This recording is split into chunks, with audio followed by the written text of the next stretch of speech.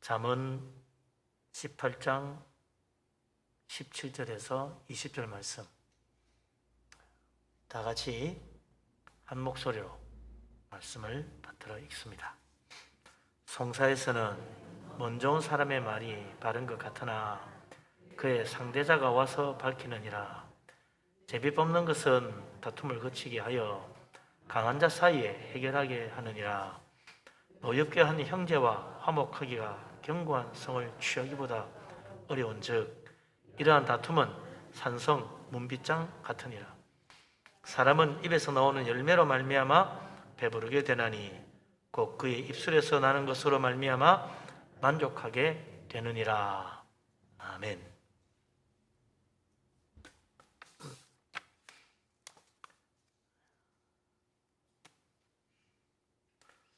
수요일날 저녁에 이렇게 잠언서를 쭉 순서대로 보고 있잖아요.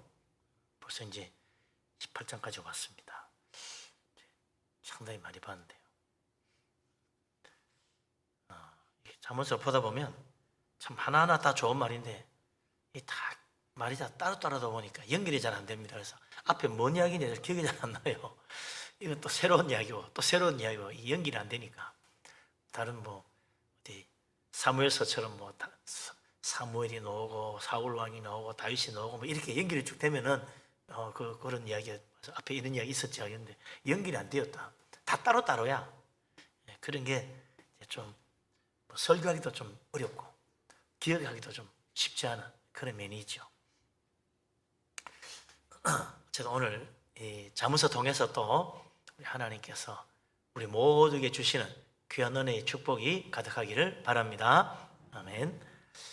조선시대에 명정성으로 소문난 황희정성이라고 아마 다 아실 거예요. 황희. 한번 들어는 봤다. 그럴 거예요. 황희정성은 영의정, 좌의정, 우의정 하여튼 조선시대 제일 오래 한 사람입니다.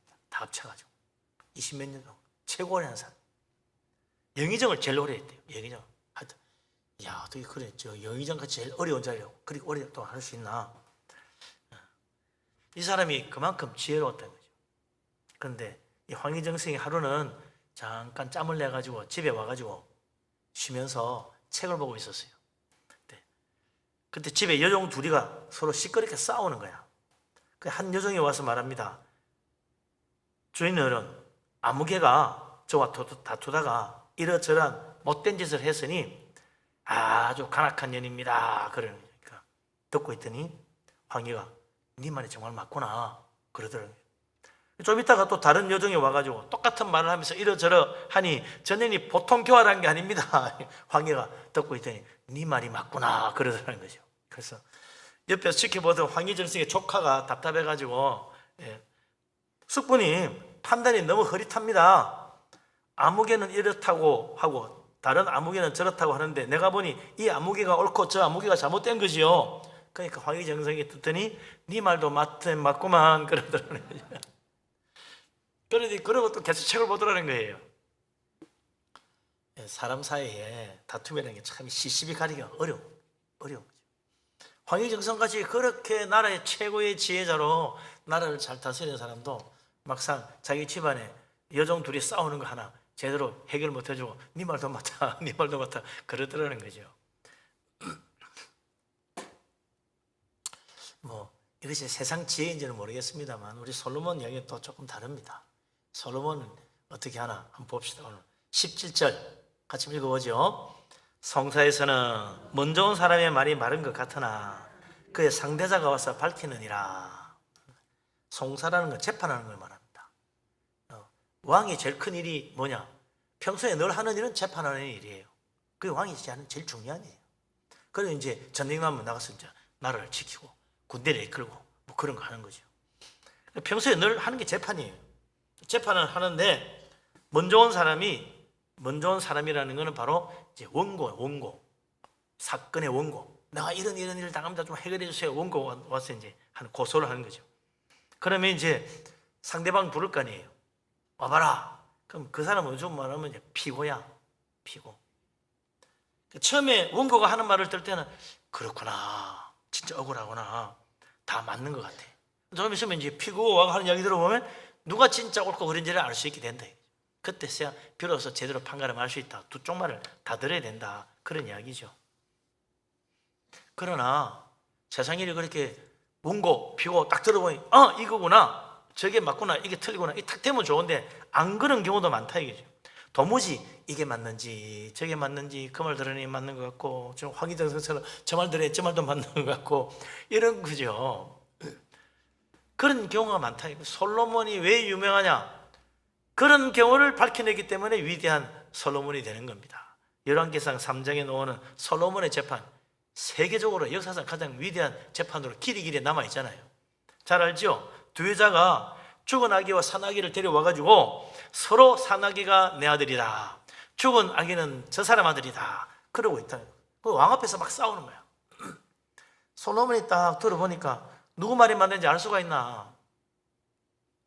서로 죽은 아기는 네 아들이고 산 아기가 내 아들이라고 하니 솔로몬이 보고 있다가, 여봐라, 칼을 가져오너라.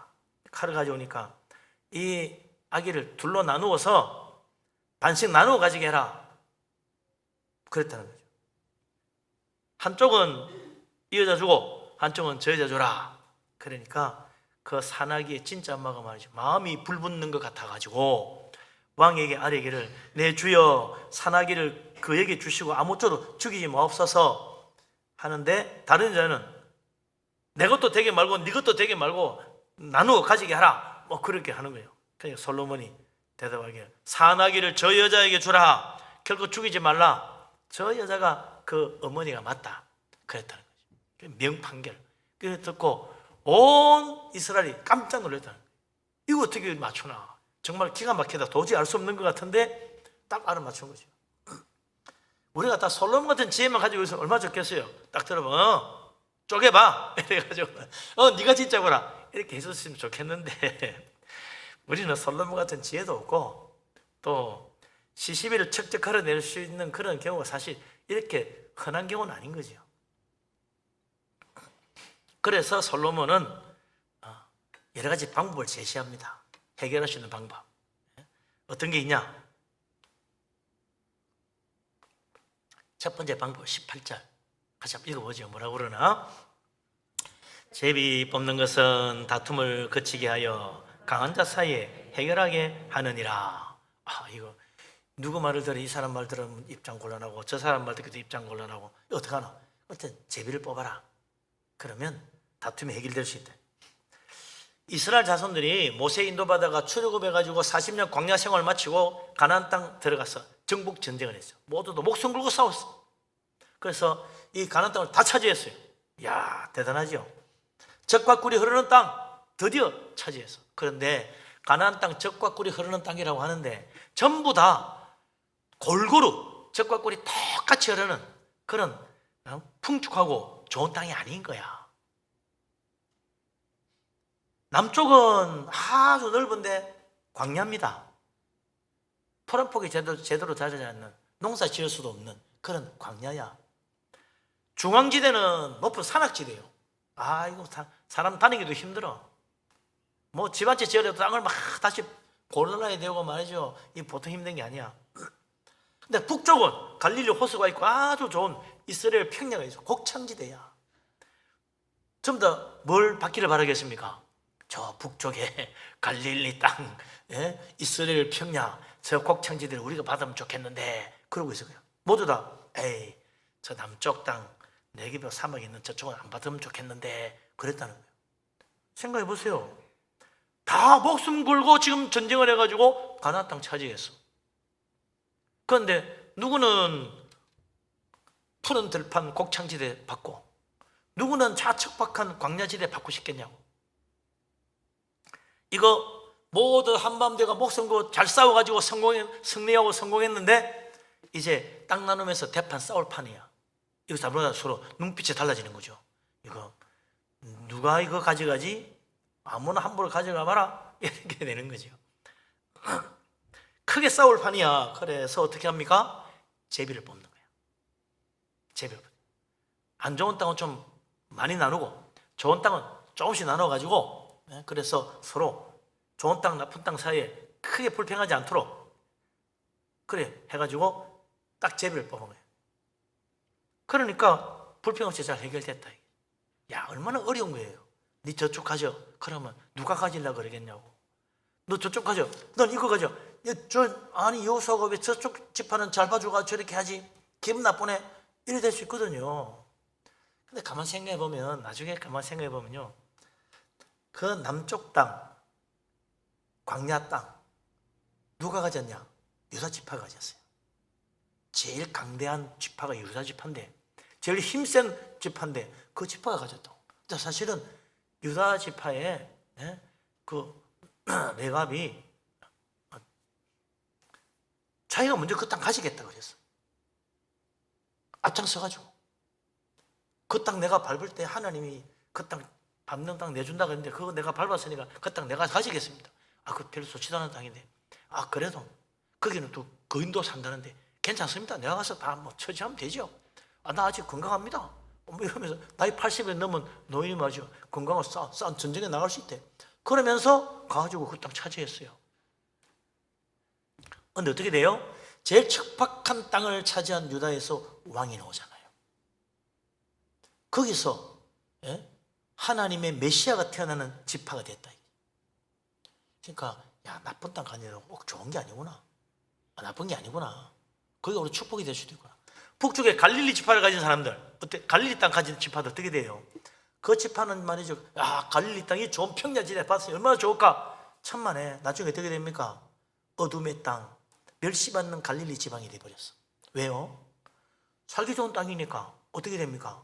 이웃 나라들이 자꾸 오는 거야. 우리도 가서 좀 먹고 삽시다. 우리도 같이 먹고 삽시다. 너도 나도 들어오네? 그러니까 거기는 이스라엘의 순수한 혈통이 유지가 안 되는 거예요. 그냥 잡독들이 막 섞여 살아. 그러다 보니 저 갈릴리 지방 사람들은 유대인이 아니야. 어차피 모양이야. 이스라엘 사람 맞아.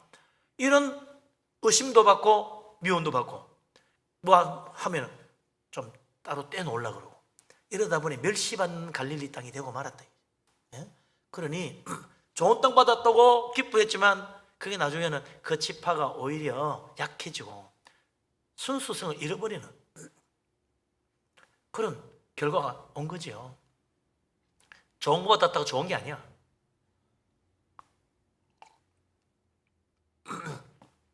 어쨌든 문제는 그 당시 서로 좋은 땅 받기를 바라는 그 사람들, 자칫하면 싸움 날판 된 거 제비를 뽑아가지고 잘 해결했다는 거죠. 제비 뽑는 방법도 다툼을 거치가는 방법 중에 하나다. 자, 그런데 이제 뭐 그렇다고 날마다 제비 뽑을 수는 없잖아요. 모든 문제가 제비 뽑는다고 되는 게 아니거든. 결국은 뭐예요? 특히 우리 교회는 사랑으로 하나 되는 거야. 다른 거 없어. 사랑으로 하나 돼야지. 그래야 교회 다툼이 없지요. 그런데 어느 시대 어떤 교회라도 다툼 없었던 교회는 하나도 없습니다. 다 다툼이 있습니다. 더구나 역사상 가장 성령 충만했다는 초대교회, 그 예루살렘 교회 안에도 다툼이 있었고, 뭐 가장 성령 충만하고 어느 교회보다 앞장서가지고 선교회를 했던 그 안디옥 교회 안에도 다툼이 있었고, 가장 사도 바울을 위해서 후원해주고 열심히 도와주었던 빌립보 교회 안에도 다툼이 있었다. 성령 불받고 막 성령 은사가 넘치고 막 방언과 예언과 막 대단한 능력이 넘치는 고린도 교회 안에는 더 싸움이 많았어. 참 묘한 거지요. 근데 특히 빌립보서 4장 2절에 보면 바울이 마지막 이제 빌립보서 4장 끝 마무리에 가가지고 유오디아와 순두개를 권하는 이야기가 나옵니다. 이 유오디아와 순두개는 둘 다 빌립보 교회에서 제일 열심히 봉사하고 잘 섬기는 일꾼 중에 일꾼들이 돼. 우리나라로 치면 유오디아 권사님, 순두개 권사님쯤이라 생각하면 돼요. 그것도 제일 중심적인 권사님이 둘이라. 누구보다도 교회라는 발 뻗고 나서서 헌신하는 그런 충성된 권사님들이야. 이 빌립보 교회가 당시에 어떤 교회보다도 사도 바울 선교사에게 적극 후원하는 온 힘을 다해서 도와주는 그런 교회였다 이죠. 그러니까 훌륭한 교회인데 교회 열심히 봉사하고 일하는 사람들 사이에 싸움이 난 거죠. 근데 왜 그럴까? 왜 믿음 좋은 사람들이 그러지? 믿음 좋은데 싸우는 게 아니고 일하다 보면 부딪혀서 싸우게 돼 있다. 둘 다 열심히 일하는 사람이에요. 일하다가 부딪히는 거지. 왜? 하다 보면 서로 생각이 달라가 다투기도 하고, 예? 또 일하는 방법이 달라서 다투기도 하고 그러는 거예요. 일 안 하는 사람은요 싸울 일이 없어요. 봉사하는 사람 싸우는 거 봤어요? 한 번도 본 적 없어. 내가 수십 년 목회하지만 봉사 안 하는 사람이 싸우는 거 한 번도 못 봤다니까. 어떤 사람은 그래요. 아니, 교회 안 다니는 사람들은 교회 다닐 때 왜 싸우지? 사랑하더니 싸우기만 하네. 그런다고. 몰라서 하는 소리야. 이러다 보면 싸울 수도 있는 것이. 네? 또 뭐 그것도 예배만 보고 가는 사람도 그래. 이 교회는 왜 이래? 또 싸우는가 봐. 몰라서 그래. 사랑이 없나? 사랑이 없어서 싸우는 거 아니에요. 사랑 타랑하면 싸우는 게 아니야. 일하다가 보니 그런 거지. 그거 다 모르는 사람이다. 교회 봉사를 모르는 사람들은 욕하고 비난하지. 그러나 교회 봉사를 아는 사람은 아유 그러다 그랬구만. 다 이해한다고. 다 알지. 사람이 나빠서가 아니에요. 일하다 보니까 서로 부딪히게 된 거지. 서로 의견이 달라가, 생각이 달라가지고. 빌립보 교회 누구보다도 무슨 일에도 중심적인 역할을 누구보다 열심히 생긴 두 여자 유디아와 순두계 사이에 다툼이 생긴 것이다. 이래저래 권해도 잘 안 듣는 거지. 화해가 잘 안 되는 거예요. 사도 바울이 감옥에 지금 갇혀 있습니다. 갇혀가지고 편지를 보내면서 두 사람이 잘 지내야 하는데 걱정이지. 마음에 걸리는 거야. 바울의 마음에. 그래서 빌립보서 쓰고 마지막에 가가지고 두 사람에게 특별히 주 안에서 같은 마음을 품고 서로 화해해서 사이좋게 협력해가지고 교회를 잘해라. 그걸 마지막에 한마디 적어준 거죠. 빌립보서를 받아보고 나서 유디아와 순두계가 바울의 말대로 과연 화해를 했을까요? 그 뒤에 그 말은 없어. 어디 한 군데 그 뒤에 말이지 두 사람이 마음 감동 받아가지고 화해했다 이런 말이 있으면 좋겠는데 없어. 그러나 그거는 편지만 한 거니까 그 뒤에 결과는 모르죠. 그러나 저는 그런 생각이 돼요. 순두계와 유디아가 화해했을 것이다. 왜냐하면 지금 바울이 복음을 전하다가 감옥에 갇혀가지고 언제 순교할지 모르는 상황이에요. 마지막 유언 같은 편지를 써 보낸 거예요. 그런데 그 말을 쉽게 무시할 수가 있겠나? 아마 그 말을 듣고 아이고 우리 사도 바울 선생님이 죽기 전에 하는 유언과 같은 말인데 우리 화해합시다 했을 것 같아. 했을 것 같아. 다투기는 쉽지만요 화해하기는 참 어렵습니다. 한순간에 일로 다투지만 화해는 오래 걸립니다. 지혜왕 솔로몬도 다투는 사람이 서로 화해하기가 얼마나 어려운가 그걸 19절에 말해주고 있어요. 19절 같이 한번 읽어봅시다. 노엽게 한 형제와 화목하기가 견고한 성을 취하기보다 어려운즉 이러한 다툼은 산성 문빗장 같으니라. 이게 참 화목한데 얼마나 어려우냐. 화나게 만든 사람하고 화목하기가 얼마나 어려운지. 견고한 성을 공격해서 빼앗기보다 더 어렵다. 전쟁에서 제일 어려운 거 뭐죠? 전쟁에서 제일 어려운 건 공성전. 성을 공격해서 빼앗는 거예요. 평지에서 싸우는 거는 서로 가서 부딪히면 되는데 공성전은 성을 기어 올라가야 돼. 위에서 있는 사람은 돌만 굴리면 돼. 밑에 있는 사람은 맞아 죽을 판이에요. 그걸 어떻게 올라가요? 보통 어려운 게 아니야. 그래서 공성전은 가장 피해를 많이 보는 전쟁 방법이에요. 그래서 웬만한 장군들은요 정말 부득이한 상황 아니면 공성전 잘 안 해요. 그냥 딱 포위해가지고 기다리든지 하지. 그 공성전 괜히 말라고 해. 수많은 부하들이 죽을 텐데.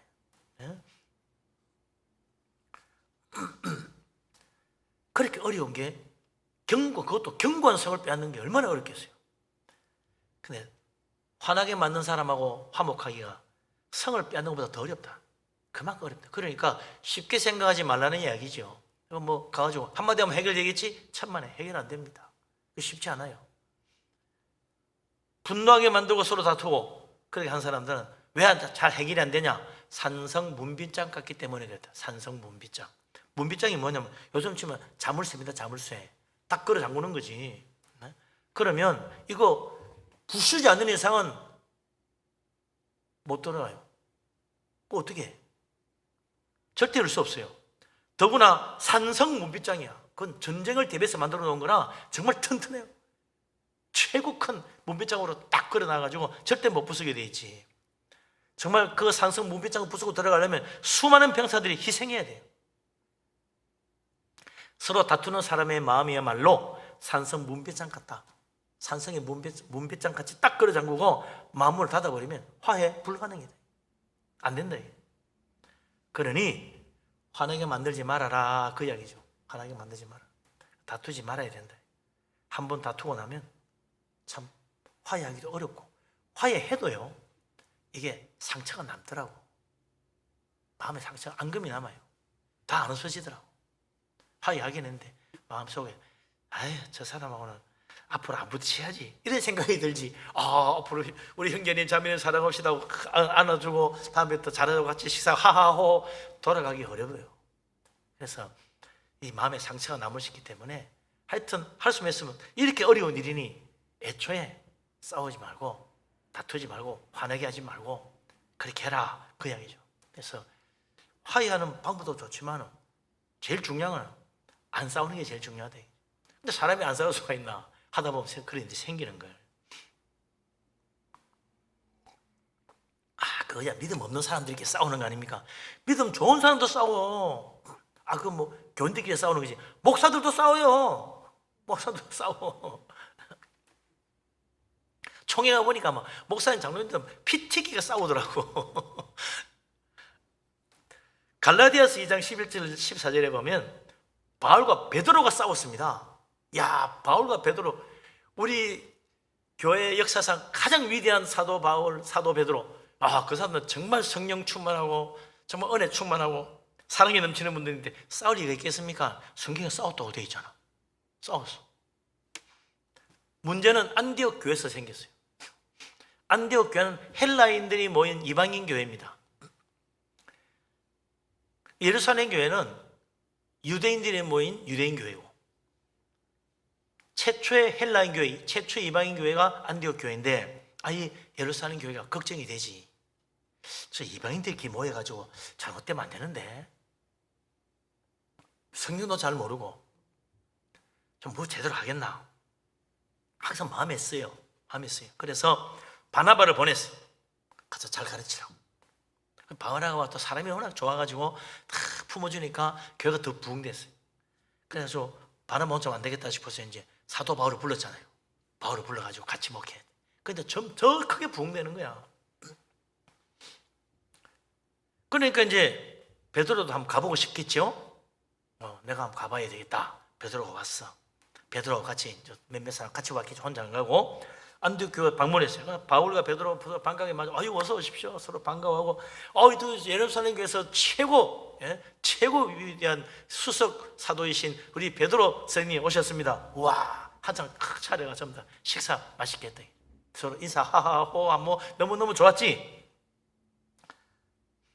그래서 헬라인들, 안디옥 교회 헬라인 형제 자매들 이렇게 참 믿음 생활 잘하니 감사합니다 하고 좋은 분위기였는데, 이게 웬일입니까? 뜻밖의 예루살렘에서 야고보가 보낸 유대인들 몇 사람이 안디옥 교회에 들이닥친 거예요. 야고보 그러면요, 바로 철저한 율법주의적 기독교인입니다. 율법을 철저히 지켜야 된다. 그런 기독교인 중에도 그런 사람들이 있는 거지. 우리 유대인들은 유대인 관습을 다 지켜, 유대인 전통과 관습을 지켜야 된다. 이래가고는 열심히 성전 가서 제사도 하고 할례도 받아야 되고 율법도 지켜야 된다. 이런 사람들이 있는 거예요. 아마 베드로 저 사람은 조금 색깔이 니리끼리 해가지고 아무래도 저 바울하고 뽕짝이 맞아가지고 율법은 중시하지 않을 것 같은데 안 되겠다 싶었는지 야고보가 사람 보낸 거죠. 아니나 다를까 같으니 막 어울리가 식사하는 그 떠드는 소리가 밖에 들리네. 그래서 막 안에 식사하고 있는데 지금 예루살렘에서 야고보 보낸 사람들이 왔답니다. 그 말 듣고 베드로 가슴이 더 그늘이 앉는 거예요. 큰일 났고, 이거 잘못하면 또 이 말씀 나겠네. 그래서 베드로가 슬쩍 일어나가지고 삭발이 나가는 거예요. 그러니까 베드로하고 같이 왔던 유대인들도 어떻게 해요? 베드로 나가네? 야고보가 보낸 사람도 왔다는데 에이 우리도 빨리 나가자. 우르르 몇 명이 일어나네. 그러니까 분위기 어떻게 돼요? 식사하다가 자 좋은 분위기 있다가 갑자기 싹 사늘해지는 거죠. 싸늘하게 식어버리는 거지. 뭐 어리둥절해가지고 뭐 그러지? 헬라인들은 뭔지도 모르고. 예? 이걸 본 사도 바울이 화가 난 거예요. 그냥 나가는 베드로 뒤통수를 해서 소리 지르는 거야. 너무 화가 나가. 네가 유대인으로서 예수 믿고 복음 전하면서 유대인의 관습을 버리고 신앙적으로 생활한다고 그러면서 이제 저 사람도 온다니까 갑자기 일어나가지고 할례자들이 온다고 그러니까 유선적인 행동을 하고 이 자리에 떠나면 되겠냐고. 그럼 이 안디옥 교회 이방인 헬라인 사람들에게 그동안 유대인 관습을 따르지 말고 그냥 복음만 믿으면 된다 해놓고 이제 그러면 유대인 관습 따르라는 이야기냐 할례도 받으라는 이야기냐 하면 소리를 막 질렀다. 그래가 베드로하고 바로 한바탕 붙은 거죠. 사도 바울도 성격이 보통이 아니죠. 불 같은 사람이요. 바나바 같으면 그래 안 하지. 바울이니까 그래. 바울이야 막 소리 지르고 호통친 거야. 이방인 선교의 최선두주자 바울, 유대인 선교의 최고 지도자 사도 베드로. 이거 두 사람이 붙었으니 어떻게 해? 근데 이런 다툼이 또 그래 오래 가지는 않았어요. 오래 가져가지고 갈라디아서 2장 9절에 보면 유대인 선교를 담당한 야고보, 예? 게바 베드로죠. 요한. 이 사람들이 이방인 선교를 담당한 바울과 바나바와 함께 교제의 약속을 나누었다. 서로 친구의 약속. 우리 앞으로 서로 잘합시다. 그래서 당신들은 유대인 선교, 우리는 헬라인 선교. 이렇게 해가지고 서로 화해를 하고 친교를 했었다. 갑자기 왜 그런 친교를 했냐? 사실은 이런 일이 있어가지고 그랬었는데 우리가 서로 이렇게 친교를 했다. 화해했다. 그런 이야기죠. 그래서 각자 자기 분야에 충성하기로 하고 서로의 일에 간섭이나 비난하지 않기로 서로 그렇게 했다는 거예요. 사도들 사이에 이런 문제가 초대교회 때부터 있었던 거죠. 그래서 관습이 다른 유대인들과 이방인들에게 어떻게 복음을 제대로 전하고 교회를 잘 이끌어갈 수 있는가. 초대교회 고민거리였어요. 서로 배경이 다르고 문화가 다르고 관습이 다르고 언어가 다르니 서로 오해하기 딱 좋잖아요. 그래서 이렇게 심지어 사도들 사이도 충돌이 일어나고 또 우리가 다투다가 또 화해하고 이러면서 교회가 점점 더 부흥돼 가고 전파돼 갔다. 비록 다툴지라도 다시 화해를 이루면 교회는 발전할 수 있어요. 만약 그러지 못했다면 오늘날 교회가 이렇게 온 세계에 전파되고 부흥되지 못했죠. 솔로몬이 잠언 16장에서 한 유명한 말이 있잖아요. 잠언 16장 32절에 뭐라고 그랬습니까? 노하기를 더디하는 자는 용사보다 낫고 노하기를 더디하는 자는 용사보다 낫다. 삼손보다 화를 안 내는 사람이 더 위대하다 그 말 아니에요. 그 힘 좋은 삼손보다 화 안 내는 사람이 더 위대하다. 자기 마음을 다스리는 자는 성을 빼앗는 것보다 낫다.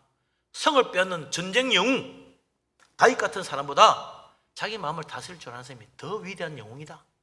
그 이야기 아닙니까? 믿음의 영웅, 우리 믿음의 영웅이 되어야 된다. 그러려면 화를 좀 누그러뜨리시고, 그래서 우리나라 옛말에 그러잖아요. 10번만 세고 침 3번만 삼켜라. 화나면 10번만 세고 침 3번 세고 누군 또 뭐 10바퀴 돌아라든가 뭐 깽끈발을 치면서 10바퀴 돌아라든가 그러라더라고. 그래 몇 번 하고 나면 다 풀리게 돼 있다. 그 다음 말해라. 침 3번 삼키라. 첫 번째는 잘생기지. 2번, 3번은 힘들어. 2번 삼키고 세 번째는 침 삼키는 만큼 되려면 한참 기다려야 돼. 그러니까 좀 기다려가지고 화를 누그러뜨리고 그러고 이야기하래. 그러면 해결된다. 그래서 결국은 솔로몬 이야기는 뭐냐? 참는 게 막 해결 방법이다. 참는 게. 인내하고 참으면 해결이 다 되게 돼 있다. 그 이야기죠. 그 노하기를 더디하고 마음을 다스리라는 말은 참으라는 이야기 다른 거 아니야. 마음을 잘 다스려. 참아라. 화내지 말고 참아라.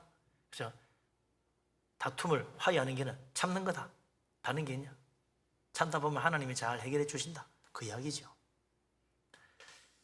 야, 그래가지고 뭐 솔로몬이나 뭐 특별한 이야기 하는 줄 테니 뻔한 이야기 하네. 그런 생각이 들죠. 예? 뭐 솔로몬이 그럴 수 있어요. 뻔한 이야기지. 근데 그 뻔한 걸 적용을 잘하는 게 중요하지. 항상 적용을 잘하는 게 중요한 거예요. 뻔한 이야기야. 성경은 다 뻔한 이야기예요. 진리니까 사실은 다 아는 이야기야. 사랑하라, 당연히 잘 아는 이야기지. 잘 안 돼서 문제지. 예? 용서하라, 당연히 그래 해야 되겠지. 근데 잘 안 되니까 문제지. 다투지 마라, 당연히 그래야지. 잘 안 되니까 문제지. 예? 사람이 그래서 이 은혜 받을 필요가 있어요. 은혜를 받아야 인내가 되고 사랑도 되고 용서도 되지. 안 그러면 어려운 거야. 그래서 잘 먹어야 된다. 사람은 잘 먹어야 돼. 뭘 잘 먹냐? 사람은요, 밥을 잘 먹어야 건강하잖아요. 그죠? 밥을 어떻게 먹어요? 입으로 먹잖아요. 입은 먹으라고 만들어 놓은 입이라. 먹는 데 쓰잖아요, 입은. 잘 먹어야죠. 그러면 건강해지고, 잘 먹으면 배도 부르고, 잘 먹으면 힘도 납니다. 근데 솔로몬은 오늘 거꾸로 이야기를 해요. 거꾸로. 뭔 이야기인가? 20절. 같이 읽어봅시다. 20절. 사람은 입에서 나오는 열매로 말미암아 배부르게 되나니 곧 그의 입술에서 나는 것으로 말미암아 만족하게 되느니라. 아니, 사람은 입으로 들어가는 열매로 말미암아 배부르다 그래야지 입에서 나오는 열매로 배가 부르다니 뭔 소리야? 입으로 들어가야 배가 부르지 왜 입에서 나온다고 그러지? 입에서 나오는 게 뭐예요? 결국 말이지 뭐. 그렇잖아요. 입으로 들어가는 건 음식이고 입에서 나오는 건 말입니다. 결국 사람은 입에서 나오는 말 때문에 서로 기뻐할 수도 있고 만족할 수도 있는 거다. 사람이 입에서 나오는 말 때문에 서로 싸우고 서로 아웅거리고 상처받을 수 있다. 그러니까 입으로 들어가는 것만 자꾸 챙기지 말고 입에서 나오는 걸 잘 관리해라 그 말이죠. 우리나라 말에도 있잖아요. 말 한마디에 천냥빚도 갚는다고.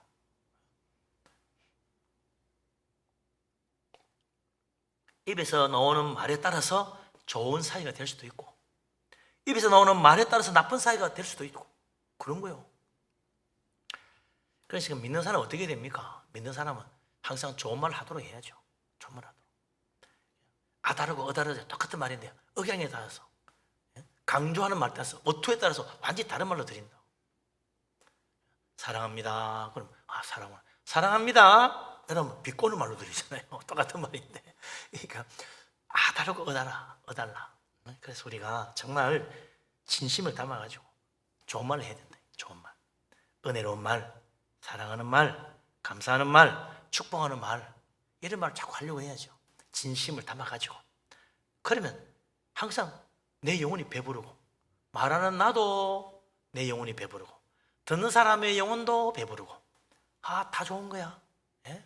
그래서 이 말이라는 게 서로를 배부르게 만들어주는 서로를 만족시키는 일이다. 은혜로운 말, 좋은 말. 그런데 거꾸로 미움을 가득 담고 화내고 욕하고 헐뜯고 비난하고 험담하고 저주하는 말을 하면 어떻게 됩니까? 예? 그 말하는 사람의 영혼도 굶주리고 목마르고 시들어버리고 듣는 사람 마음도 상처받고 시들고 줄이고 목마른 영혼이 되고 많다. 그러니까 이 악한 말을 하면 듣는 사람의 영혼도 황폐해지고 말하는 사람의 영혼도 같이 황폐해지는 거예요. 저 사람 들으면 나는 좋아질게 천만에 내가 좋아지는 게 아니요. 같이 더러워지고 같이 피폐해지는 거예요. 좋은 말 하면 내만 손해보는 게 아니요. 같이 배부르게 되고 같이 만족해지고 같이 풍성해지고 같이 은혜가 넘치는 거지. 솔로몬이 마지막 내리는 결론이 이겁니다. 진짜 해결길은 딱 하나다. 결국 우리의 영혼을 살찌게 만들어주는 말, 그건 누구 입에서 나오는 말입니까? 하나님의 입에서 나오는 말씀. 하나님 입에서 나오는 말씀이 정말 내 영혼을 만족하게 하고 배부르게 하고 우리 영혼을 살찌게 만들어주는 거지. 그래서 우리가 성경을 부지런히 봐야 돼. 그냥 수박 겉핥기식으로 보지 말고 하나하나 잘 봐야 돼. 이렇게. 그래서 통독도 해야 되지만 정독도 해야 됩니다. 그 성경은 특히 묵상을 하잖아. 묵상은 한 구절 가지고 하루 종일 곱씹고 되씹고 곱씹고 되씹고 또 생각하고 또 되씹고 이 말씀이 이런 뜻이구나. 자꾸 되새겨보면 그게 묵상이잖아요.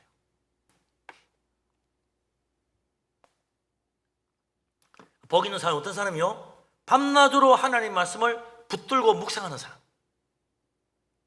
말씀 한마디 한마디에서 이 하나님이 이런 말씀을 하시구나. 야, 그래, 이 말씀대로 살려면 어떻게 하면 좋을까? 고민도 해보고 다시 마음속에 간직하고 그 말씀 간직하고 살고 그렇게 해야 된다.